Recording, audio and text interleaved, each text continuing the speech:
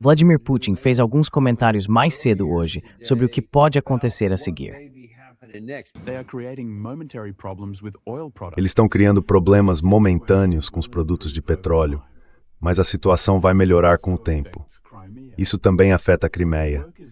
Já está em andamento o trabalho para criar uma cadeia de suprimentos que seja difícil para o inimigo alcançar. As nossas respostas serão sempre simétricas. Onde quer que tentem atingir o território russo, nós vamos responder de forma simétrica, só que várias vezes mais forte. O inimigo vai sentir isso. Já está sentindo, eu espero. E vai continuar sentindo numa escala cada vez maior.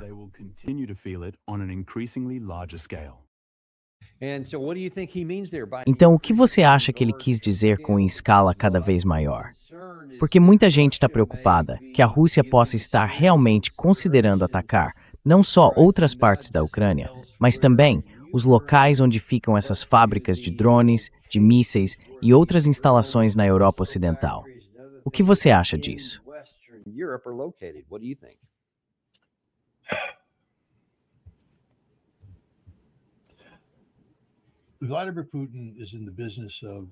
Vladimir Putin está focado em vencer essa guerra, mas vencer de um jeito que traga benefícios duradouros para a Rússia. E a gente sabe disso porque ele mesmo disse: não estou buscando um cessar-fogo, porque isso seria só uma solução temporária. Precisamos lidar com as causas profundas desse conflito, senão corremos o risco de ele voltar daqui a 5, 10 anos. Isso não é estabilidade de longo prazo. A Rússia quer que essa guerra acabe de forma definitiva, permanente, em termos que sejam aceitáveis para ela.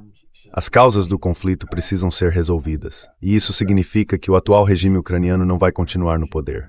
Zelensky vai estar morto, foragido ou preso. Syrskyi, Zaluzhny, Budanov, todos eles têm um futuro muito curto. Isso é simplesmente uma constatação dos fatos.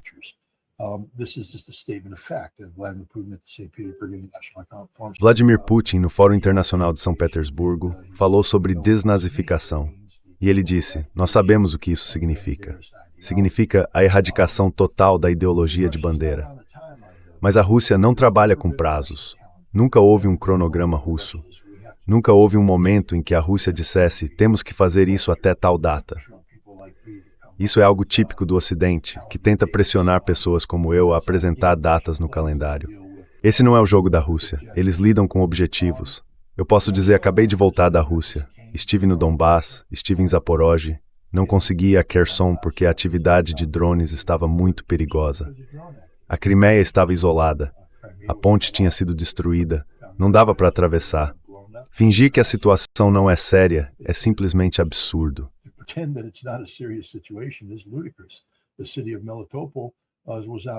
A cidade de Melitopol ficou dias sem eletricidade e sem água. Os postos de gasolina foram fechados, protegidos com sacos de areia por causa do perigo dos drones ucranianos. Isso é real. A Estrada da Morte recebeu esse nome porque está coberta de carcaças de veículos, carros e caminhões civis atingidos por drones ucranianos. O meu comboio, quando estava saindo, também foi atingido por drones ucranianos. É real, não há dúvida disso. Mas não há pânico do lado russo.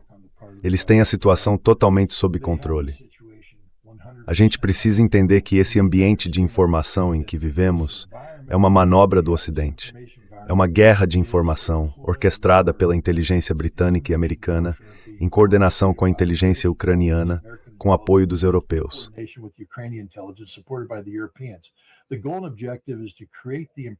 O objetivo é criar a impressão, antes das eleições para a Duma de Estado, no dia 20 de setembro, de que Putin está fraco, de que ele está vulnerável, de que a vitória da Rússia não é inevitável. A ideia é fazer parecer que a Rússia pode perder, que a economia russa não vai prosperar, que há uma depressão, que vai haver uma crise de energia. Eles escolhem os alvos de propósito para conseguir a foto certa. Você viu isso na reunião do G7, quando falaram do drone ucraniano FPV-1. Na verdade, o drone FPV-1 ucraniano nem conseguiu o resultado que disseram. O que aconteceu foi o seguinte: um drone FPV-1 estava indo atacar a refinaria de Moscou e um míssil antiaéreo Pantsir passou por baixo dele. Foi o míssil russo Pantsir que atingiu o tanque de óleo, explodiu tudo, a tampa voou para o alto e todo mundo disse: olha só, ataque de drone ucraniano.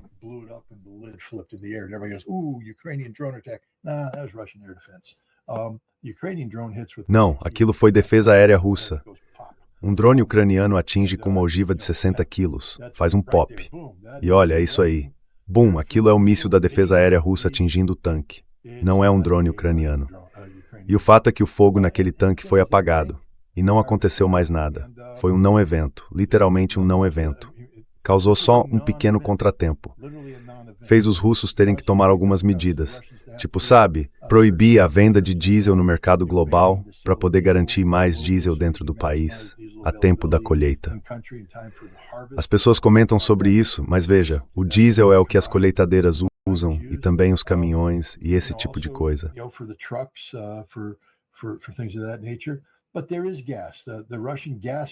Mas tem gás. As reservas de gás da Rússia hoje são as mesmas de antes. A Rússia simplesmente não quer mexer nessas reservas. As filas nos postos, que você via em todo lugar menos na Crimeia, não existem mais. Sabe, eles explodem uma refinaria em Samara e sabem exatamente qual foi, porque cada refinaria está ligada a uma empresa russa, que por sua vez está ligada aos centros de distribuição. Então eles sabem quais postos recebem o produto refinado, e aí é só esperar. E, de repente, aparece uma fila, porque tem uma limitação que eles ainda não resolveram.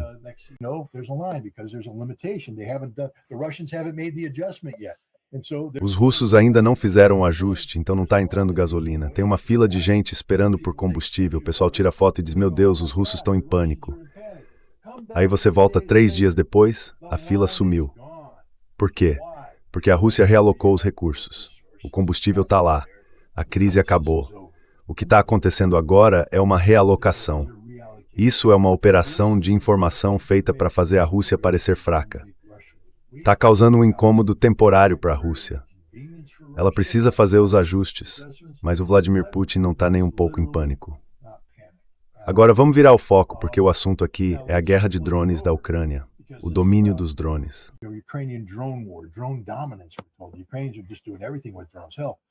Os ucranianos estão fazendo tudo com drones. Poxa, os melhores drones do mundo, né? Mas não é bem assim. Os ucranianos estão tendo muito sucesso porque estão literalmente inundando o campo de batalha com dezenas de milhares de drones fornecidos pelo Ocidente. E quando você entra com essa quantidade, e muitos desses drones têm boa tecnologia, guiagem por inteligência artificial, eles usam conexão via Starlink, o que dificulta a interferência. Então, é claro que vão ter sucesso, e de fato estão tendo. Mas quando eu conversei com Dmitry Rogozin, que foi o ex-CEO da Roscosmos, ele falou sobre os enxames de drones pelo 2º dia consecutivo.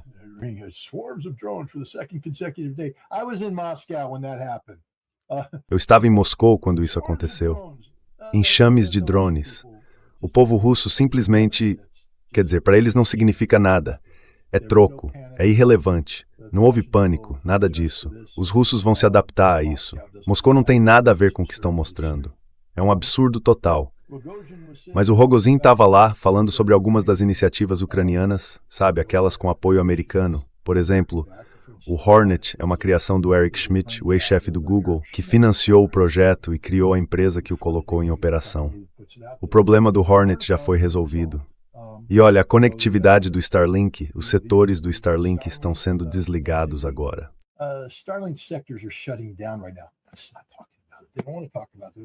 Isso não é conversa. Eles não querem falar sobre isso. Não querem discutir a realidade de que a Rússia já tem uma solução para o problema do Starlink e que essa solução está sendo implementada. E os ucranianos, nesse momento, não têm nada para compensar isso. Eles vão reagir. O Rogozin previu que eles vão voltar com a tecnologia de malha, basicamente uma forma de conectividade de internet que permitiria aos ucranianos realizar algumas operações. Só que os russos já têm uma resposta para isso também e estão desenvolvendo, construindo essa solução.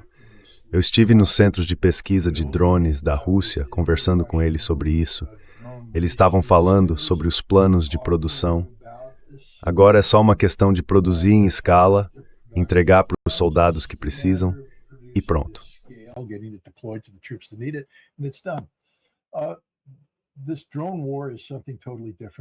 Essa guerra com drones é algo totalmente diferente. É muito perigosa, muito sangrenta.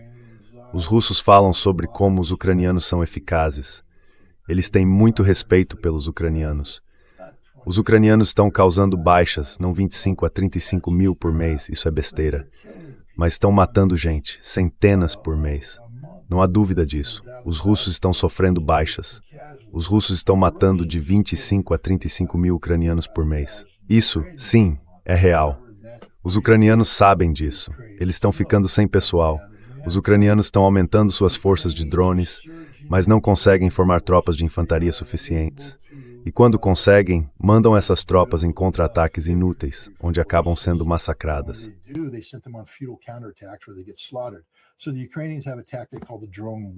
Os ucranianos têm uma tática chamada muralha de drones.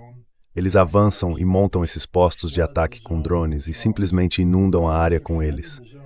O problema é que eles fazem isso em zonas onde os russos têm vigilância ISR, inteligência, vigilância e reconhecimento. É aí que os russos levam vantagem com a inteligência artificial. Eles são melhores nisso do que qualquer outro país no mundo.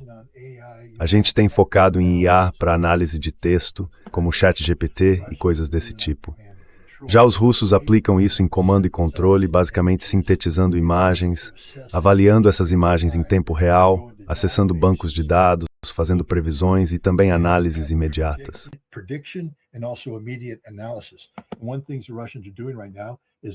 Uma das coisas que os russos estão fazendo agora é mapear onde ficam esses postos de comando de drones ucranianos.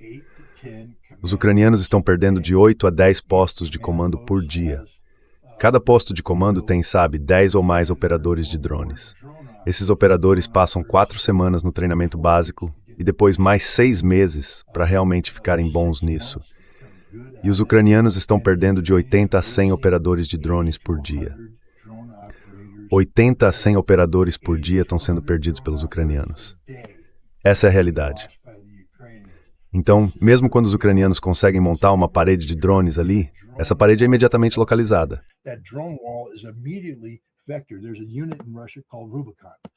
Existe uma unidade na Rússia chamada Rubicon. Dá uma olhada nisso.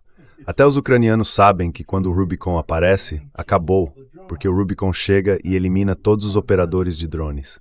É isso que o Rubicon faz profissionalmente. E todos os operadores de drones ucranianos estão morrendo, e é difícil substituí-los. A tecnologia em que todo mundo está apostando, o New York Times acabou de publicar um artigo falando sobre, digamos, uma fábrica secreta alemã em algum lugar do sul da Alemanha, produzindo esses drones alemães de alta tecnologia, com inteligência artificial e tudo mais. Leia o artigo. Não é uma fábrica secreta alemã, é a Helsing SE. A gente sabe qual drone eles estão produzindo, o HF-1.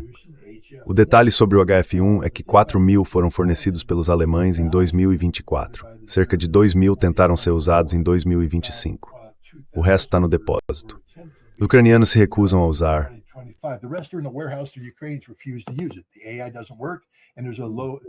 A inteligência artificial não funciona, e há uma taxa de falha muito alta no lançamento.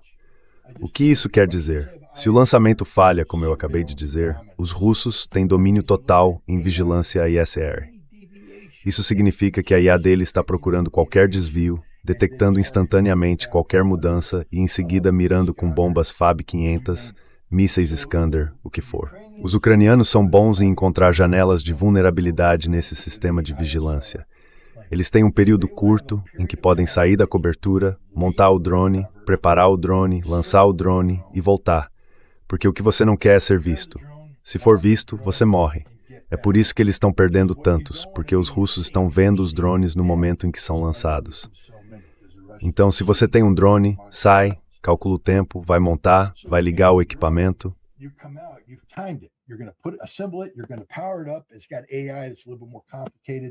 Tem inteligência artificial, é um pouco mais complicado. Falha no lançamento. E aí você está no meio do nada.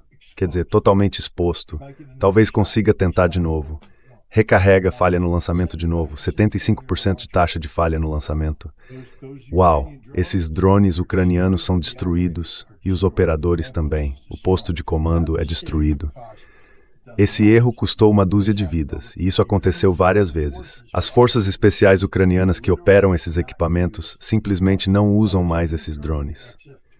Agora tem um novo modelo, o XF2 ou algo assim, um drone tipo X-Wing, que de novo gente como Gilbert Doctorow está vendendo como se fosse tecnologia alemã de ponta.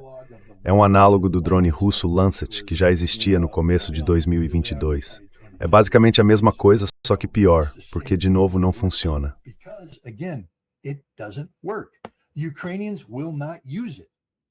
Os ucranianos não vão usar isso. As forças especiais da Ucrânia dizem: a gente não quer, porque se falhar no lançamento é morte instantânea se o negócio não funcionar. Sabe, Carol, você já ouviu isso sobre o AK-47, o M16? Quer dizer, todo mundo adora o M16. Poxa, eu mesmo adorava no stand de tiro. Eu era perito, nível alto, toda vez que atirava. Porque quando o M16 está limpo, eu aponto, miro e acerto o alvo. É incrível, mas basta o vento soprar, entrar poeira, travar, pronto, tô morto. Enquanto isso, o AK-47 é jogado num rio, cheio de cascalho, terra, lama passando por dentro. Eles pegam, sacodem, engatilham e disparam. E ele atira toda vez. Os drones russos funcionam toda vez. Porque os ucranianos também têm ISR, tem inteligência americana procurando esses alvos. Mas quando os russos encontram uma janela de vulnerabilidade, eles saem, carregam, lançam e voltam para dentro.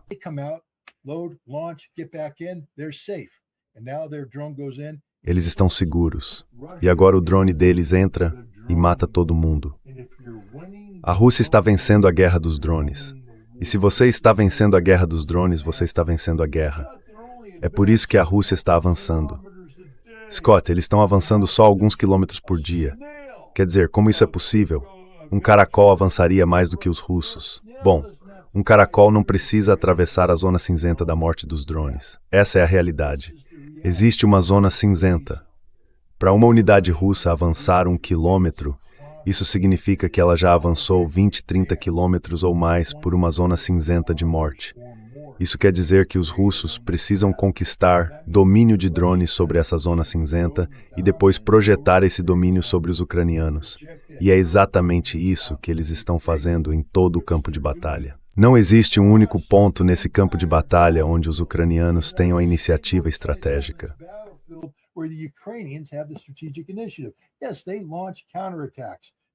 Sim, eles lançam contra-ataques.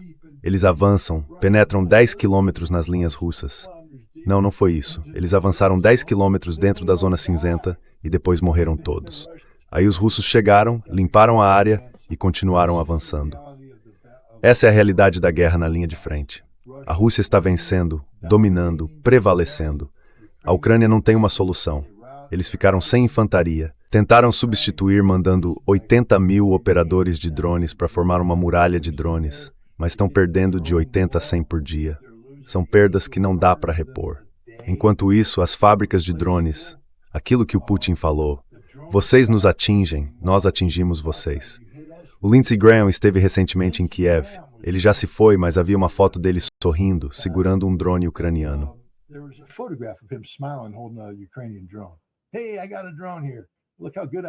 Olha só, eu tenho um drone aqui. Vê como eu sou bom. Sou incrível. Aquela fábrica já não existe mais. Provavelmente porque alguém da equipe do Lindsey Graham cometeu um erro, ou porque a inteligência artificial russa analisou as fotos que o Lindsey Graham publicou e conseguiu identificar pelo banco de dados de imagens deles exatamente onde aquilo ficava. Mas eles destruíram. Acabou. Todos aqueles drones que estavam sendo produzidos, todos empilhados, sumiram. Senhoras e senhores, acabou. E não foi só aquela fábrica de drones que foi destruída. Todas as grandes fábricas de drones na Ucrânia estão sendo eliminadas neste momento. Pensa bem, você quer construir uma planta de montagem de mísseis Patriot na Ucrânia? É isso mesmo. 1000 pés quadrados de construção nova. Você acha mesmo que os russos não vão destruir isso? Certo. A Rússia está destruindo toda a infraestrutura industrial da Ucrânia. Não há nada que possa substituir isso. Essa é a realidade. E o último assunto que eu quero comentar aqui, porque já tô meio sem tempo para fazer todas as perguntas que queria, mas vou te mostrar esse aqui. Ah, sim, aí está o famoso... É um dos últimos... Acho que é a última foto dele que foi vista. Nada que vá ser lembrado de forma positiva na história. Mas, falando do Lindsey Graham, o Michael McCaul, o deputado McCaul, tentou fazer meio que não exatamente um discurso de incentivo, mas dizer algo bom sobre ele. E agora ele vai dizer: eu vou assumir o que ele planejava fazer, e nós vamos levar isso adiante até a queda da Rússia.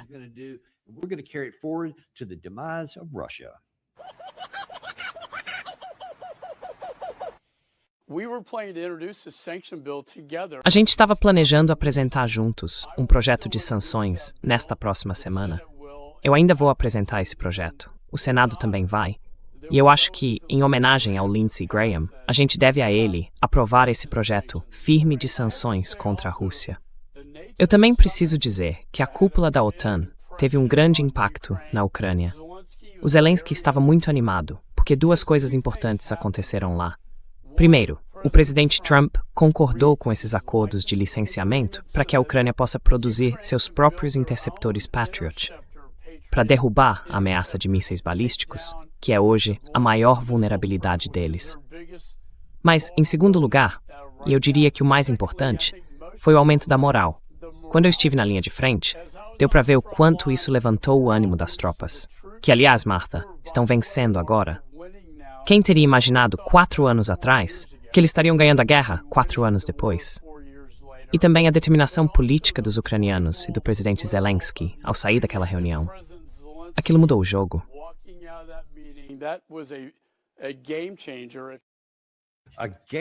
Um divisor de águas. McCall estava na linha de frente, na Rússia. O lado ucraniano está vencendo. Provavelmente eu nem precisaria perguntar, mas vou te dar a chance mesmo assim.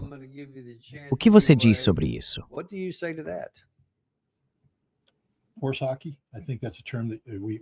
Besteira, acho que esse é um termo que a gente pode usar. Estrume de cavalo, bosta de vaca. Ele é do Texas, se não me engano, então vai entender esses termos. Ele é um mentiroso descarado. Esse acordo de licenciamento não vai acontecer. Primeiro, só existe um míssil que tem chance de derrubar um Iskander-M, e é o PAC-3 MSE, se não me engano. A Ucrânia nunca vai conseguir montar isso. Poxa, a gente já tem dificuldade para montar aqui nos Estados Unidos. Estamos falando em aumentar a produção de mísseis de 600 para 2.000. Não temos peças suficientes. Não temos sensores suficientes. Não temos nada suficiente. Então a ideia de que de repente vamos desviar toda essa capacidade de subcomponentes para a Ucrânia para ver tudo ser destruído por um contra-ataque russo é absurda.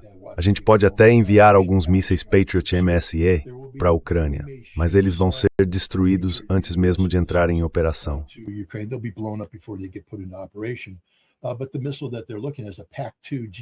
Mas o míssil de que eles estão falando é o PAC-2 Gen-T, uma versão melhorada do PAC-2. Ele não consegue derrubar o Iskander, não consegue derrubar o Kinzhal, não consegue derrubar o Zircon, e nada consegue derrubar o KH-22. Então, basicamente, ele serve para interceptar alguns mísseis de cruzeiro, e só isso. Agora, a Alemanha tem um acordo de licenciamento para produzir esses mísseis lá. Os primeiros devem sair da linha de produção até o fim deste ano. O melhor que a Ucrânia pode conseguir é convencer a Alemanha a desviar parte dessa produção para ela. Mas, de novo, esses mísseis não resolvem o problema operacional. O problema é o Iskander-M. A Ucrânia não tem nada capaz de derrubar um Iskander-M. Eles nunca vão conseguir derrubar um. O problema é o Zircon. Eles não conseguem derrubar. O problema é o Kinzhal.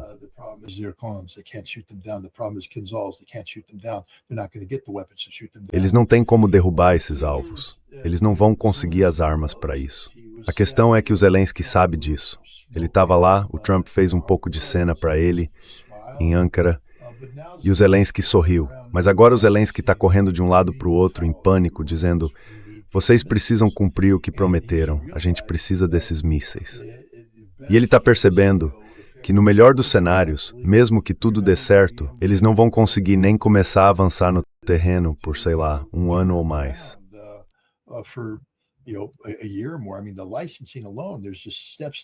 Quer dizer, só a parte de licenciamento já tem várias etapas que, por lei, precisam passar por controle de qualidade e outros processos desse tipo que simplesmente não estão prontos. Não vai acontecer. A instalação na Alemanha começou a ser construída em 2022. Agora é 2027. E talvez eles consigam produzir um míssil até o fim de 2027. São 5 anos. Talvez dê para acelerar isso para a Ucrânia, reduzir para uns 3 anos. Mas é o máximo.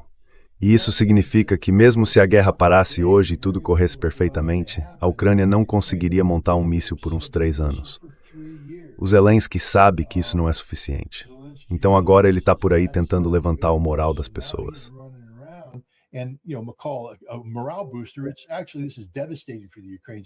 É devastador para os ucranianos, porque os ucranianos que entendem o que está acontecendo sabem que foram abandonados, que mentiram para eles.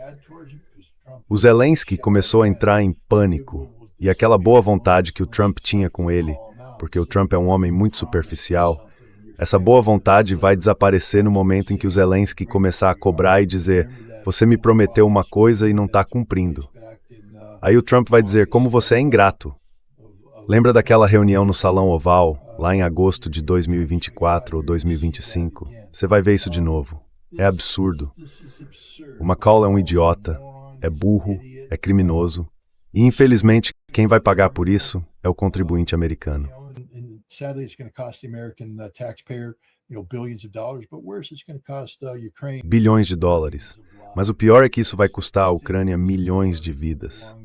Porque estender essa guerra do jeito que o McCall está propondo, alimentando uma falsa esperança numa situação que não pode ser vencida, que não tem como ser recuperada, vai acabar resultando na morte de ucranianos e literalmente na destruição física da nação ucraniana. O Vladimir Putin já está falando, por exemplo, que Sumy é uma cidade russa, que Kharkiv é uma cidade russa, Odessa também. Não estamos falando aqui de simples zonas de segurança. Estamos falando de uma reclassificação do que é a Novorossia, novos territórios russos. Essas são cidades russas.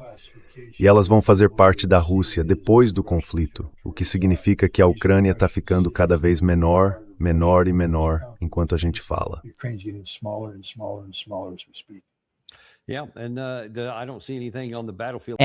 E eu não vejo nada no campo de batalha que vá impedir isso de acontecer, mesmo que demore bem mais. Simplesmente não há recursos suficientes, nem do lado ucraniano, nem do lado americano, para sustentar isso.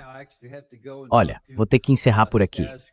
Na verdade, preciso ir falar com o Stas Kropivnik, que acabou de me mandar uma mensagem pedindo para te mandar um oi e um abraço. Mas a gente agradece muito por você ter participado hoje e compartilhado tudo isso. Foi um programa realmente esclarecedor. A gente agradece de verdade. Muito obrigado e a gente se vê amanhã no Daniel Davis Deep Dive. Tenho que ir. Até lá.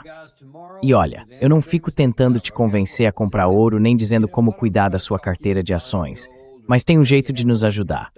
Se inscreve, clica no botão de curtir e compartilha isso com alguém que você gosta. And share this with somebody you love.